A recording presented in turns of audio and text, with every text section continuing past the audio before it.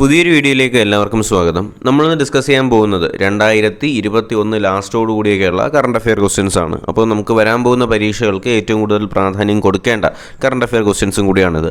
ഇത് നമ്മുടെ മൻസൂർ അലി കാപ്പുങ്കൽ സാറ് നമ്മുടെ തൊഴിൽ വീതിക്ക് വേണ്ടി എടുത്തിട്ടുള്ള കറണ്ട് അഫെയറിൽ നിന്ന് എടുത്തിട്ടുള്ള കറണ്ട് അഫെയർസ് ആണ്. എന്തായാലും നമുക്ക് സംസാരിച്ച സമയം കളയേണ്ട, ക്ലാസ്സിലേക്ക് തന്നെ കിടക്കാം.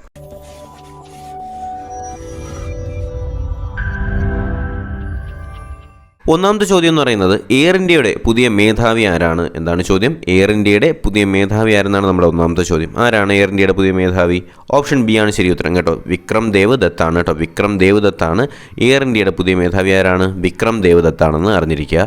രണ്ടാമത്തെ ചോദ്യം എന്ന് പറയുന്നത് ടെലികോം റെഗുലേറ്ററി അതോറിറ്റി അല്ലെങ്കിൽ ട്രായുടെ പുതിയ കണക്കനുസരിച്ച് ഏറ്റവും അധികം ബ്രോഡ്ബാൻഡ് ഉപഭോക്താക്കളുള്ള സ്ഥാപനം ഏതാണ്? എന്താണ് ചോദ്യം? ടെലികോം റെഗുലേറ്ററി അതോറിറ്റി അല്ലെങ്കിൽ ട്രായുടെ പുതിയ കണക്കനുസരിച്ചുകൊണ്ട് ഏറ്റവും അധികം ബ്രോഡ്ബാൻഡ് ഉപഭോക്താക്കളുള്ള സ്ഥാപനം ഏതെന്നാണ് നമ്മുടെ രണ്ടാമത്തെ ചോദ്യം. ഏതായിരിക്കും? ഓപ്ഷൻ ഡി ആണ് ശരി ഉത്തരം. ജിയോ ആണ് കേട്ടോ. അപ്പോൾ ജിയോ ആണ് നിലവിൽ ഏറ്റവും കൂടുതൽ ബ്രോഡ്ബാൻഡ് ഉപഭോക്താക്കളുള്ള സ്ഥാപനം ഏതാണ്? ജിയോ ആണെന്ന് അറിഞ്ഞിരിക്കുക. മൂന്നാമത്തെ ചോദ്യം എന്ന് പറയുന്നത് പൊതുസ്ഥലങ്ങളിൽ സ്ഥാപിക്കുന്ന ബോർഡുകളിലും ബാനറുകളിലും പരസ്യ ഏജൻസികളുടെയും പ്രിൻറ്റിംഗ് പ്രസ്സിൻ്റെയും വിലാസവും ഫോൺ നമ്പരും വേണമെന്ന് ഉത്തരവിറക്കിയ ഹൈക്കോടതി ഏതാണ്? എന്താണ് ചോദ്യം? പൊതുസ്ഥലങ്ങളിൽ സ്ഥാപിക്കുന്ന ബോർഡുകളിലും ബാനറുകളിലും പരസ്യ ഏജൻസികളുടെയും പ്രിൻറ്റിംഗ് പ്രസ്സിൻ്റെയും വിലാസവും ഫോൺ നമ്പരും വേണമെന്ന് ഉത്തരവിറക്കിയ ഹൈക്കോടതി ഏതെന്നാണ് നമ്മുടെ മൂന്നാമത്തെ ചോദ്യം. ചുമ്മാ ഒരു ബോർഡ് സ്ഥാപിച്ചാൽ പോരാ, അതിൻ്റെ താഴെ എന്ത് ചെയ്യണം?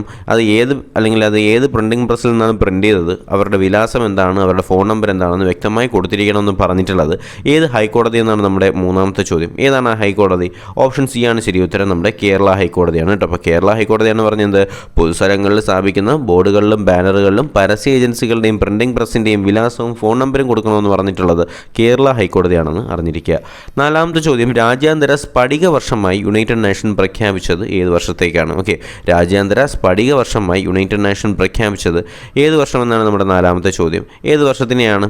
ഓപ്ഷൻ ബി ആണ് ശരി ഉത്തരം. 2022 കേട്ടോ. അപ്പോൾ 2022 രാജ്യാന്തര സ്ഫടിക വർഷമായി യുണൈറ്റഡ് നേഷൻ പ്രഖ്യാപിച്ചത്. രാജ്യാന്തര സ്ഫടിക വർഷമായി യുണൈറ്റഡ് നേഷൻ പ്രഖ്യാപിച്ചത് ഏത് വർഷത്തിനാണ്? 2022 രാജ്യാന്തര സ്ഫടിക വർഷമായി യുണൈറ്റഡ് നേഷൻ പ്രഖ്യാപിച്ചത്. അഞ്ചാമത്തെ ചോദ്യം എന്ന് പറയുന്നത് 2022 ഇന്ത്യയിലെ ആദ്യത്തെ സാനിറ്ററി നാപ്കിൻ ഫ്രീ പഞ്ചായത്ത് ആകുന്നത് ഏത് പഞ്ചായത്താണ്? എന്താണ് ചോദ്യം? 2022 ഇന്ത്യയിലെ ആദ്യത്തെ സാനിറ്ററി നാപ്കിൻ ഫ്രീ പഞ്ചായത്ത് ആകുന്നത് ഏത് പഞ്ചായത്ത്? നമ്മുടെ അഞ്ചാമത്തെ ചോദ്യം. ഏതാണ് ശരി ഉത്തരം? ഓപ്ഷൻ എ ആണ്, കുമ്പളങ്ങിയാണ് കേട്ടോ. അപ്പോൾ കുമ്പളങ്ങിയാണ് 2022 ഇന്ത്യയിലെ ആദ്യത്തെ സാനിറ്ററി നാപ്കിൻ ഫ്രീ പഞ്ചായത്താകുന്നത് ഏതാണ്? കുമ്പളങ്ങിയാണെന്ന് അറിഞ്ഞിരിക്കുക.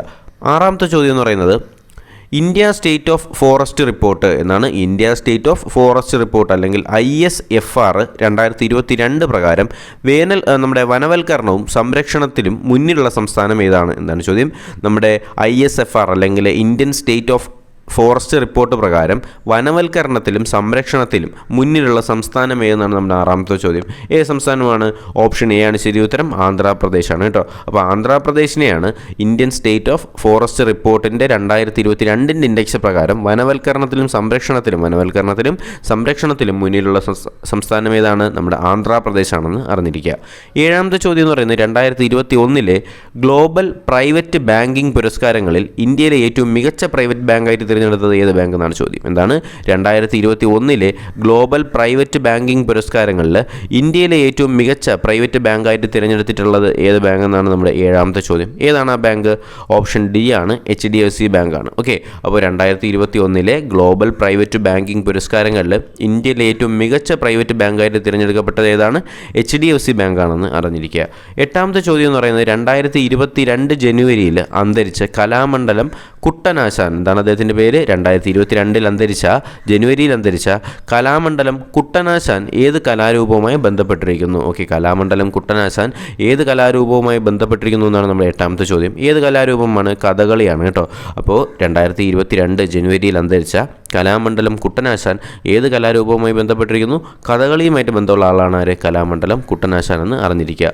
അടുത്ത ചോദ്യം ICC men's cricketer of the year 2021 തിരഞ്ഞെടുക്കപ്പെട്ടത് ആരെയാണ് എന്താണ് ചോദ്യം? ICC men's cricketer of the year 2021 തിരഞ്ഞെടുത്തത് ആരെയെന്നാണ് നമ്മുടെ 9ാമത്തെ ചോദ്യം. ആരെയാണ്? പാകിസ്ഥാനി പ്ലെയർ ആയിട്ടുള്ള ഷഹീൻ അഫ്രീദിയാണ് കേട്ടോ. ഷഹീൻ അഫ്രീദിയാണ് ICC men's cricketer of the year 2021 തിരഞ്ഞെടുത്തിട്ടുള്ളത്. ആരെയാണ്? ഷഹീൻ അഫ്രീദിയാണ്. ICC men's cricketer of the year 2021 select ചെയ്തിട്ടുള്ള ആരെയാണ്? ഷഹീൻ അഫ്രീദിയാണെന്ന് അറിഞ്ഞിരിക്കുക. 10ാമത്തെ ചോദ്യം, ലോകത്തെ ഏറ്റവും വേഗത്തിൽ വളരുന്ന ടെക് ഹബ്ബായിട്ടുള്ള ഇന്ത്യൻ നഗരം. അപ്പോൾ ടെക് ഹബ്ബായിട്ടുള്ള ഇന്ത്യൻ നഗരം എന്ന് കേൾക്കുമ്പോൾ തന്നെ നമുക്ക് മനസ്സിൽ വരുന്ന ഏതിനെയാണ്? നമ്മുടെ ബാംഗ്ലൂരാണല്ലേ. അപ്പോൾ ലോകത്തിലെ ഏറ്റവും വേഗത്തിൽ, അത് ശ്രദ്ധിക്കുക, ലോകത്തിലെ ഏറ്റവും വേഗത്തിൽ വളരുന്ന ടെക് ഹബ്ബായിട്ടുള്ള ഇന്ത്യൻ നഗരമാണ് ഇത്? നമ്മുടെ ബാംഗ്ലൂരു. ഓക്കെ, അപ്പോൾ ബാംഗ്ലൂരാണ് എന്ത് ചെയ്തിട്ടുള്ളത്? ലോകത്തിലെ ഏറ്റവും വേഗത്തിൽ വളരുന്ന ടെക് ഹബ്ബായിട്ടുള്ള ഇന്ത്യൻ നഗരമാണ് ഇത്? ബാംഗ്ലൂർ എന്ന് അറിഞ്ഞിരിക്കുക. ഓക്കെ, നമുക്ക് അടുത്ത 11ാമത്തെ ചോദ്യത്തിലേക്ക് കടക്കാം. കേരളത്തിലെ ഏറ്റവും വലിയ ചുമർ ചിത്രം ഒരുങ്ങുന്നത് എവിടെയാണെന്നാണ് ചോദിച്ചിട്ടുള്ളത് കേട്ടോ. അപ്പോൾ കേരളത്തിലെ ഏറ്റവും വലിയ ചുമർ ചിത്രം ഒരുങ്ങുന്നത് ചുവടെ തന്നിരിക്കുന്നതിൽ എവിടെയെന്നാണ് നമ്മുടെ 11ാമത്തെ ചോദ്യം. എവിടെയാണ്? നമ്മുടെ വർക്കലയാണ്, തിരുവനന്തപുരം വർക്കലയിലാണ് കേരളത്തിലെ ഏറ്റവും വലിയ ചുമർ ചിത്രം ഒരുങ്ങുന്നത്. എവിടെയാണ്? വർക്കലയാണെന്ന് അറിഞ്ഞിരിക്കുക. കേരളത്തിലെ ഏറ്റവും വലിയ ചുമർ ചിത്രം ഒരുങ്ങുന്നത് എവിടെയാണ്? വർക്കലയാണ്. ഓക്കെ അല്ലേ? അടുത്ത 12ാമത്തെ ചോദ്യം, കള്ള ടാക്സിയുമായി ഇറങ്ങുന്നവരെ പിടികൂടാൻ മോട്ടോർ വാഹന വകുപ്പ് നടപ്പിലാക്കുന്ന സംവിധാനം ഏതാണ്? എന്താണ് ചോദ്യം? കള്ള ടാക്സിയുമായി ഇറങ്ങുന്നവരെ പിടികൂടാനായിട്ട് മോട്ടോർ വാഹന വകുപ്പ് നടപ്പിലാക്കുന്ന സംവിധാനം ഏതെന്നാണ് നമ്മുടെ 12ാമത്തെ ചോദ്യം. ഏതാണ് ആ സംവിധാനം? ഏതാണ്? ഓപ്ഷൻ ബി ആണ് ശരി ഉത്തരം. Operation hello ടാക്സിയാണ്. ഓക്കെ, അപ്പോൾ കള്ള ടാക്സിയുമായിട്ട് ഇറങ്ങുന്നവരെ പിടികൂടാനായിട്ട് മോട്ടോർ വാഹന വകുപ്പ് നടപ്പിലാക്കുന്ന സംവിധാനം എന്താണ്? ഓപ്പറേഷൻ ഹലോ ടാക്സിയാണ്. കള്ള ടാക്സിയുമായിട്ട് ഇറങ്ങുന്നവരെ പിടികൂടാനാണ് നമ്മുടെ MVD എന്ത് ചെയ്യുന്നത്? ഓപ്പറേഷൻ ഹലോ ടാക്സി എന്ന് പറയുന്നൊരു പദ്ധതി കൊണ്ടുവന്നിട്ടുള്ളത്. വിരമിച്ച അധ്യാപകർക്ക് മുൻകാല പ്രാബല്യത്തോടുകൂടി തന്നെ പ്രൊഫസർ എന്ന പദവി നൽകാൻ തീരുമാനിച്ച സർവകലാശാല ഏതാണ്? എന്താണ് ചോദ്യം? വിരമിച്ച അധ്യാപകർക്ക് മുൻകാല പ്രാബല്യത്തോടെ പ്രൊഫസർ എന്ന പദവി നൽകാൻ ഉത്തരവിറക്കിയ സർവകലാശാല ഏതെന്നാണ് നമ്മുടെ 13ാമത്തെ ചോദ്യം. ഏതാണ് സർവകലാശാല? കാലിക്കറ്റ് സർവകലാശാലയാണ്. ഇത് നല്ലൊരു തീരുമാനം തന്നെയാണ്. അപ്പോൾ വിരമിച്ച അധ്യാപകർക്ക് മുൻകാല പ്രാബല്യത്തോടുകൂടി തന്നെ പ്രൊഫസർ എന്ന് പറയുന്ന പദവി നൽകാൻ ഉത്തരവിറക്കിയ സർവകലാശാല ഏതാണ്? കാലിക്കറ്റ് സർവകലാശാലയാണെന്ന് അറിഞ്ഞിരിക്കുക. ഓക്കെ, 14ാമത്തെ ചോദ്യത്തിലേക്ക് കടക്കാം. രാജ്യാന്തര പുരുഷ ഫുട്ബോളിലെ ടോപ്പ് സ്കോറർക്കുള്ള ഫിഫ പ്രത്യേക പുരസ്കാരം ലഭിച്ചത് ആർക്കാണ്? ചോദ്യം വളരെ ശ്രദ്ധിച്ചെടുക്കുക. രാജ്യാന്തര പുരുഷ ഫുട്ബോളിലെ ടോപ്പ് സ്കോറർക്കുള്ള ഫിഫയുടെ പ്രത്യേക പുരസ്കാരം ലഭിച്ചത് ആർക്കെന്നാണ് നമ്മുടെ ചോദ്യം. ആർക്കാണ്? നമ്മുടെ ക്രിസ്ത്യാനോ റൊണാൾഡോയ്ക്കാണ് കേട്ടോ. നമ്മുടെ ക്രിസ്ത്യാനോ റൊണാൾഡോയ്ക്കാണ് എന്ത് ചെയ്തിട്ടുള്ളത്? നമ്മുടെ രാജ്യാന്തര പുരുഷ ഫുട്ബോളിലെ ടോപ്പ് സ്കോറർക്കുള്ള ഫിഫയുടെ പ്രത്യേക പുരസ്കാരം ലഭിച്ചത് ആർക്കാണ്? നമ്മുടെ ക്രിസ്ത്യാനോ റൊണാൾഡോയ്ക്കാണെന്ന് അറിഞ്ഞിരിക്കുക. ഓക്കെ, നമുക്കടുത്ത് 15ാമത്തെ ചോദ്യത്തിലേക്ക് കടക്കാം.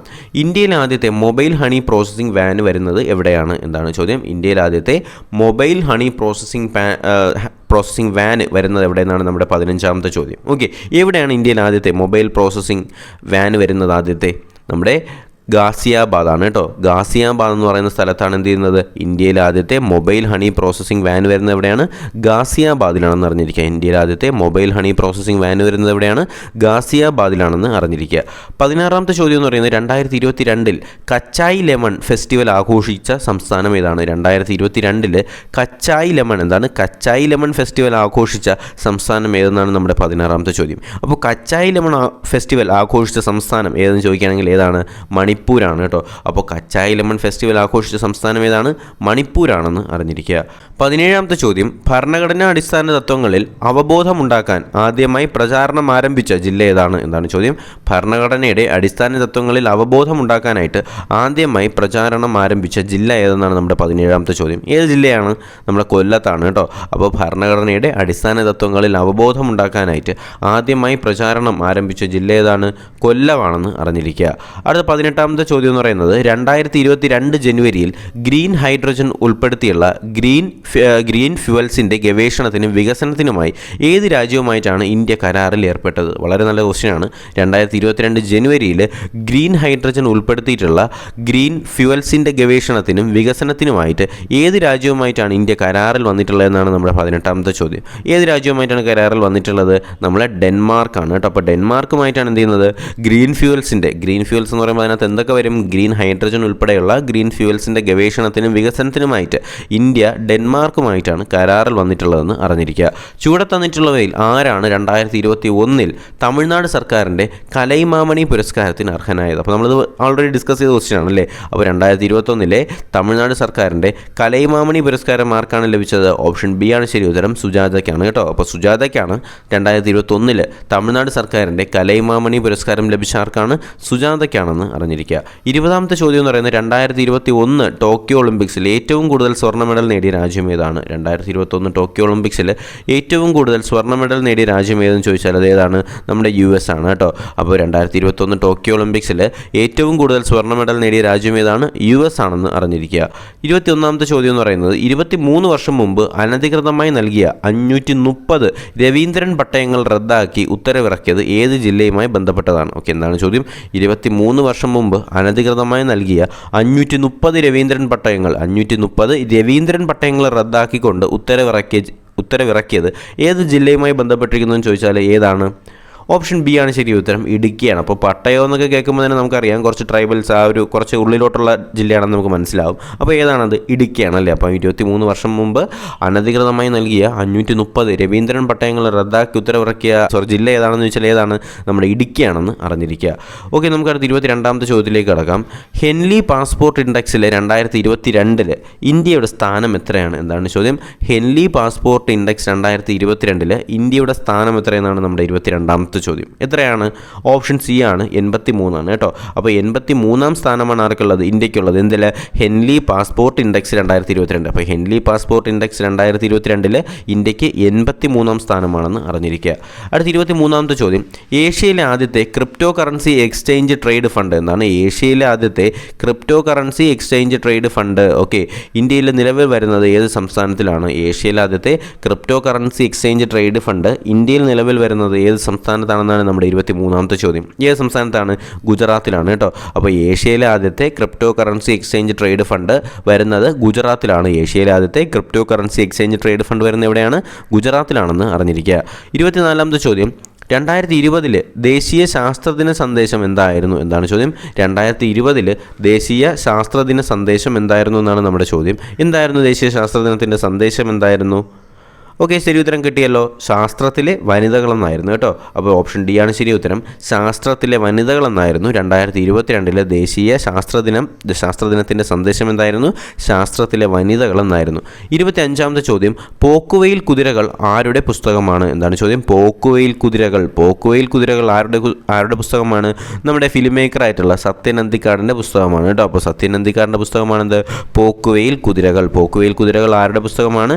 സത്യൻ അന്തിക്കാടിൻ്റെ പുസ്തകമാണെന്ന് കൂടി അറിഞ്ഞിരിക്കുക. അപ്പോൾ നമ്മളിന്ന് ഡിസ്കസ് ചെയ്തത് 25 പ്രധാനപ്പെട്ട കറണ്ട് അഫെയർ ക്വസ്റ്റ്യൻസ് ആണ്. അപ്പോൾ ഈ ഒരു ക്ലാസ് നിങ്ങൾക്ക് ഫലപ്രദമായിട്ടുണ്ടെങ്കിൽ തീർച്ചയായിട്ടും ചാനൽ സബ്സ്ക്രൈബ് ചെയ്യുക, നിങ്ങളുടെ സുഹൃത്തുക്കളിലേക്ക് കൂടി എത്തിച്ചു കൊടുക്കുക. വീഡിയോ ലൈക്ക് ചെയ്യാത്തവരുണ്ടെങ്കിൽ അതുകൂടി ചെയ്യുക. അപ്പോൾ എന്തായാലും പുതിയൊരു ക്ലാസ്സും വീഡിയോ ഒക്കെ ഉടനെ തന്നെ കാണാം. അതുവരേക്കും എല്ലാവർക്കും ഗുഡ് ബൈ.